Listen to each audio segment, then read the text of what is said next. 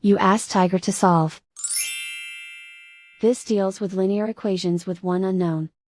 The final result is x equals -1/2. Let's solve it step by step. Simplify the expression. Group like terms.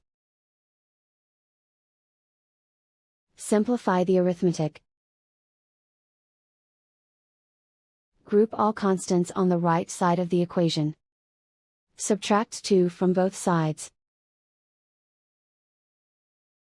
Simplify the arithmetic.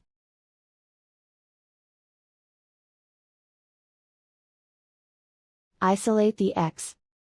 Divide both sides by 4. Simplify the fraction. Find the greatest common factor of the numerator and denominator. Factor out and cancel the greatest common factor. And so the final result is x equals -1/2.